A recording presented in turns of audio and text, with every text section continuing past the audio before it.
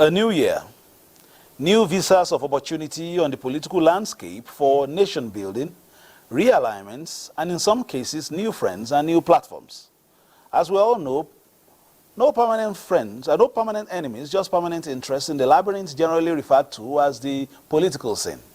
What interests the citizenry, many may say, is the march, sure-footed march towards development, growth, inclusivity, and economic recovery.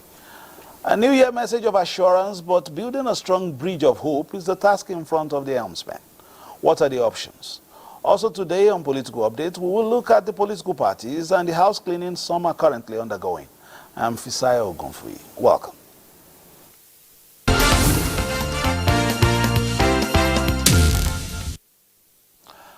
The year 2023 might have been rough and tough for most Nigerians. 2024 promises to be a rewarding year, as President Bola Tinubu says his administration is now poised to building on the foundation laid for development across sectors in the country.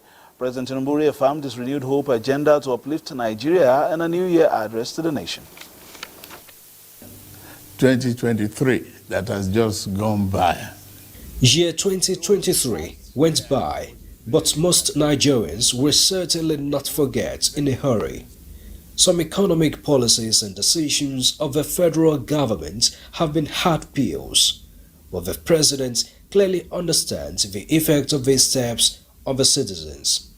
As he says, those tough times were just the foundational sacrifice necessary for the good days ahead. Having laid the groundwork of our economic recovery plans within the last 7 months of year 2023, we are now poised to accelerate the pace of our service delivery across the sectors.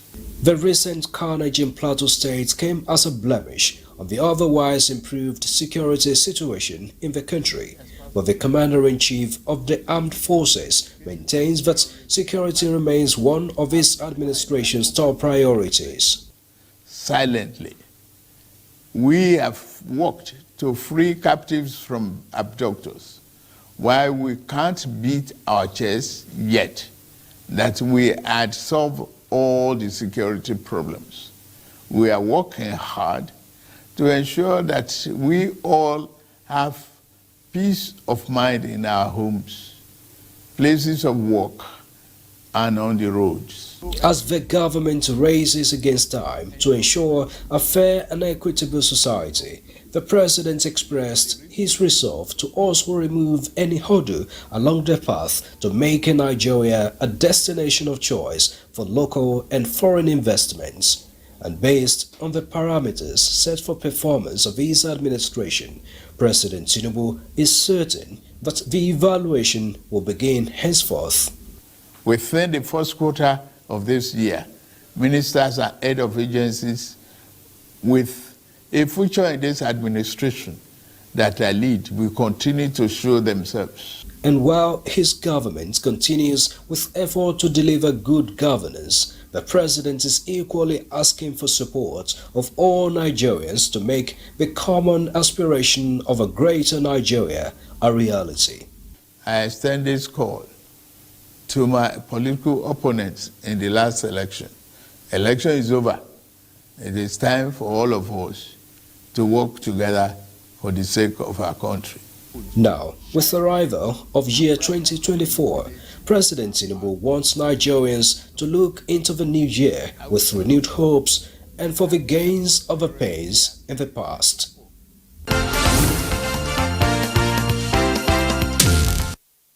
Meanwhile, President Bola Tinubu signed the Renewed Hope 2024 Appropriation Bill of 28.7 trillion naira into law. The president took up the task just after his arrival from his Utah holidays in Lagos. The approved appropriation bill was here delivered. Even on this holiday, the president had to do the needful. Signing the Appropriation Act today is a great honor because to me as a politician and head of state, there is no holiday. The budget presented on November 29, 2023 returned just 1 month later and 1.2 trillion naira higher, but the president takes it in good faith. I thank the National Assembly for this prompt review, adjustment, and what they deem necessary. This is an evidence and a great testament to the excellent relationship between the executive and the legislature. Student loan, school feeding, cash transfer, consumer credits, and other life-lifting projects and programs promised by the government are now expected to get the necessary financial impetus from the first budget of renewed hope, as the president says his aim is to reduce deficits in development by increasing capital expenditure. It means a lot. It means where the hope is hanged in development, and particularly human capital development. With the appropriation law now in place as the ginger for performance, the man in front re-emphasized his commitment to good governance. A budget is only as good as its implementation. We will implement it. I want to assure the Nigerians that all the MDAs and our teams have been warned. That's why we even take our time to separate economic planning from finance. The goal is to promote efficiency, dedication, and accountability. If you cannot do that, you may have to leave us. The Presidential Monitoring and Delivery Unit is in place to track performance. Just a reminder.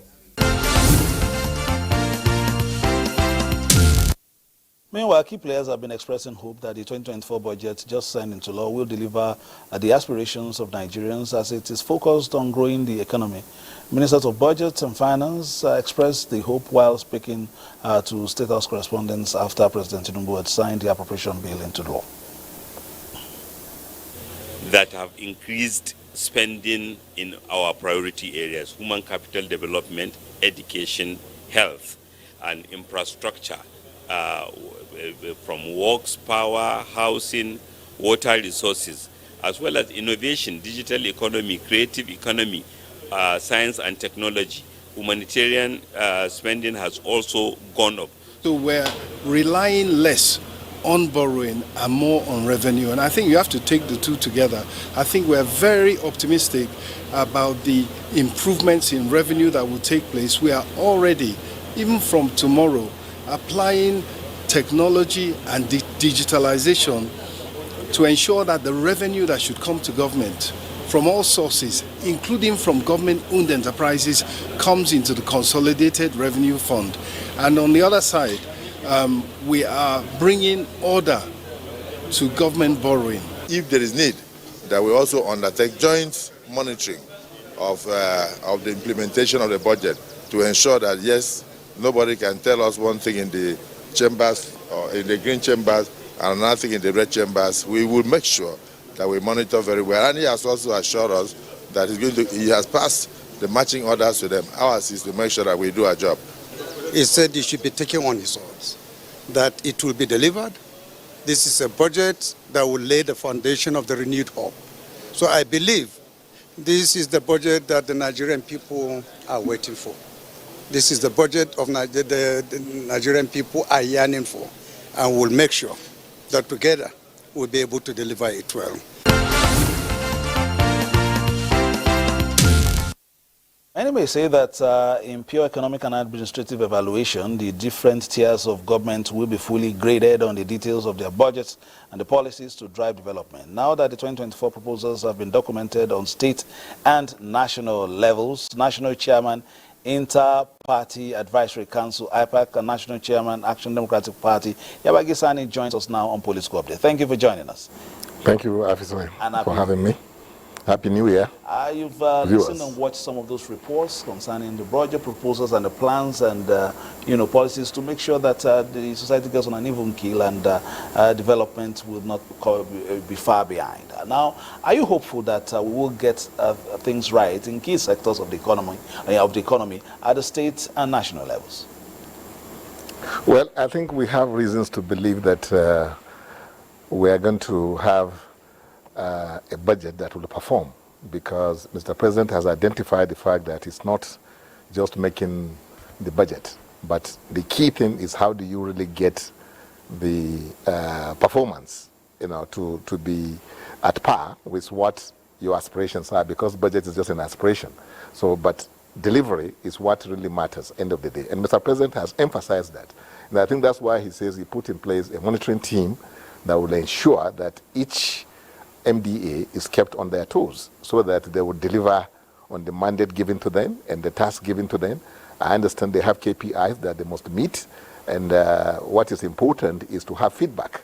And I think that is what has been lacking before this time. But now that the president has identified that, and he has been emphasizing this, at all points, anywhere he talks about the economy, the issue of feedback, it's always emphasized. And I'm also happy that the Minister of Finance is also emphasizing the fact that they are now going to now concentrate more on internally generated revenue, not borrowing. They are going to now, emphasize revenue generation. And that brings us to another point, the issue of the corruption, the issue of leakages. Yes, the Minister of Finance mentioned the fact that we are going to digitalize most of these processes so that you will now have tracks. You will now be able to track. There will be a way of monitoring things, across the board. Those who need to know will have information at the tips of their fingers. So, but having said that, the key sector of the economy should be micromanaged. I'm talking about the oil and gas sector, because when you talk about revenue in this economy, as far as this economy is concerned, the only area that will have comparative advantage is still oil and gas. We are still there to develop the other sectors of the economy for them to become the sources of funds that will drive the economy itself. So we should be able to stop those areas of corruption that are endemic in the mainstay of our economy. Mr. President has not been talking much about probing that sector, reforming that sector, ensuring that that sector, the leakages we have in that sector are blocked. That is key, because the revenue that we are talking about, it's more, that's why I say comparative advantage, it's more from the oil and gas, both domestic and international. So we cannot just look at it as one of those sectors. No, it's not one of the sectors. It's the sector of the economy for now, because we want to grow agriculture, like Atiku Bagudu was saying. The Minister of Budget and Planning was talking about, issue of how, the education sector, health sector, infrastructure sector, where are you going to get the money from?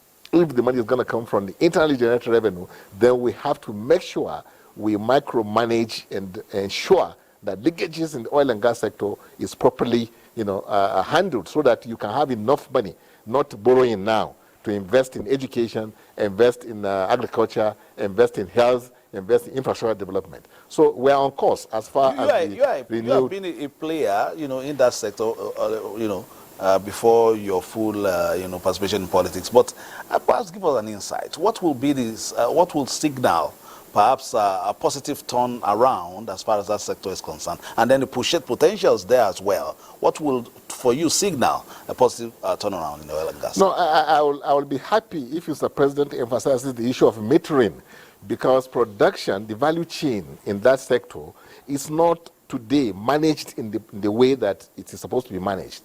We don't know for sure how much we are producing. The policy on where do you measure production is still not there clearly. Every producer measures production from whatever they like, and then at the end of the day, they say they are doing net back. That's what they call net back at the point of exporting the crude oil. That is not good enough in our own situation. So we must have metering.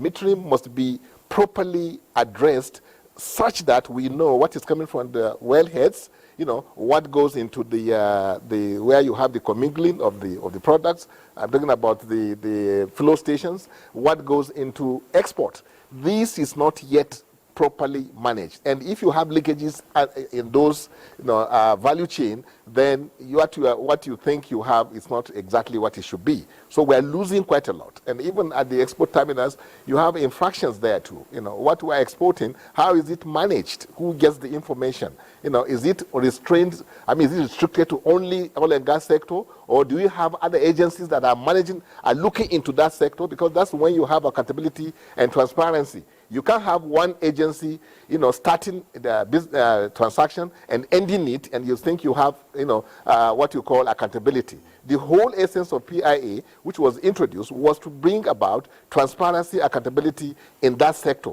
Today, that is not what is happening. In fact, hitherto, you had agencies of government that were looking into that sector. They are now, all of them removed from that sector. That is not the good thing to do. The good way to go is to ensure that and not only oil and gas sector agencies, but other agencies of government, also will have a supervisory function over what is happening. If you look at even the principle of civil service, no agency, like I said before, can start a business and end it without an agency coming in to check. That is not happening today in the oil and gas sector. It should happen because that's what it matters. So that's the point I'm making. All right, let's go. So we need to be really, that's why I'm talking about micromanaging. Other climes, other countries, they don't just ignore their mainstay of economy and they say allow it to run the way it likes. No, it cannot be. Well, it may not be the right thing to do, but I think sometimes when you look at it, when the Minister of Petroleum Resources is the big president himself, I think maybe the intention is to ensure that you have your eyes on the ball there, that nothing escapes the president. But the experience has shown that it is not the case. Instead, it chases away that kind of accountability, transparency that we're supposed to have. Because nobody can invite Mr. President to the Senate or anywhere to come and explain what is happening under your industry. That's why some people are of the opinion that a minister should be appointed to manage that sector because it's too important to be left to be run on its own. So that's what I'm talking about. Okay, we are on course, like I said, we are lucky to have a person of Bola Ahmed Tinubu, in the saddle today because he knows, he has seen it all. He is a man of the private, industry. And whenever you have private initiatives in government, it makes a lot of progress. It brings about a lot of progress. That's why I know that this economy is going to perform. All right, let's come to that constituency now from your old constituency. What is happening on the party front? All seems to be a bit quiet, apart from some of the push and shove we have seen at IPAC recently. What is the status quo? Well, politically, I think Nigeria has made a lot of progress, really. We're able to conduct an election, 2023 elections. We're able to form governments at the national level, at subnational level. They are performing. And that is what democracy is all about, to be able to form a government, to be able to conduct elections, to be able to ensure that you have peace. In spite of all the challenges we are having from insecurity, I think as a whole, I think we can say that we are making progress. And talking about insecurity very quickly, governors from the north-central part of the country have decided to intervene in the recent crisis leading to the loss of lives in Plateau State towards finding a permanent solution. Nasarawa State Governor and Chairman North Central Governors Forum, Abdullahi Sule, and his counterpart from Niger, who are among the guests of President Bola Tinubu in Lagos, told State House correspondents about their decision.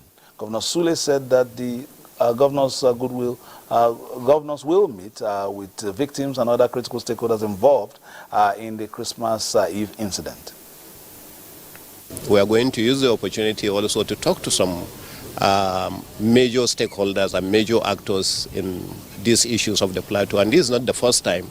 So I think Mr. President wants to know more details about it, and I'm sure that the Vice President visited and he was able to get a lot of information, and we are also going to visit and we will talk to probably different kind of people, at the different level, and we'll be able to get more information that will fit Mr. President with for him to take proper action about what is happening on the plateau. But the most important is that we need to start discussion. We need to start talking to each other as a people. We need to discuss. So we need to bring initiatives of forums that will bring out people voices to be heard. A lot of these issues are just ethnocentric and also farmer-herder clashes, just little interest, So we're sure that we'll come to the bottom of this. For 2 minutes before we go, at the Inter-Party Advisory Council scene, there was an election and they were expecting that new ESCOs will be sworn in, but I understand that that is hanging at the moment. What is the, point of, collusion there? Well, I wouldn't like to talk much about it because it's before the courts. But one thing which is very clear is that there has been a court order restraining those that claim to have emerged at an election which took place a few weeks ago, or about 2 weeks or so ago. So I cannot talk much about it. The only thing is that we have approached, my party has gone to court, and is challenging the conduct of that election, which did not meet, the irreducible minimum, standard that is expected of an election conducted by IPAC. IPAC should be a model, and otherwise, where is the hope of having credible elections in Nigeria if at IPAC level we cannot manage a process that people would accept? So my party, Action Democratic Party, that sent me to IPAC, because everybody you see in IPAC was sent there by their party. You must have the expressed approval of your party before you can participate to become a member of the ESCO of IPAC. So after the elections, my party did not agree with what happened. And when they asked me, I said, well, they are free to take whatever action they want to take. And they approached the court, and the court has granted an injunction that the so-called chairman now cannot be sworn in, that the status quo should remain, which means I remain the IPAC chairman until the substantive case is dealt with, which is before the court, like I said. So I can't say much about that issue because it will be prejudice, it's already before the court. But if we are going to look at what has happened, and it happened about, I think, the ending of the year, and we're moving into the new year. Parties, it seems as if we have also entered the circle of elections and then post-election issues, even in court. But we hope for the best this year, especially with those off-cycle elections we have later in the year. We've had Yabagisani is the national chairman of the Action Democratic Party and current chairman of the Inter-Party Advisory Council. We hope to have you again, and perhaps we will continue to talk about those sectors that you think are key as far as economic renaissance and development is concerned. Thank you for coming. Thank you, Officer. And that has been Political Update for today, the very first one for this year. We hope we plan to bring you live interviews from different parts of the country in the course of programs this year, and we'll be having crossfire as well across parties, and we'll be projecting into the elections that we'll have. My name is Visaya Ogunfi. That we always advise you play your politics for the greater good. So between now and when we see ourselves again, please continue to maintain good conduct and hope for the best for the country. And keep it locked on the Nigerian Television Authority, Africa's largest and finest, for news reviews, previews, and interviews. Bye bye now.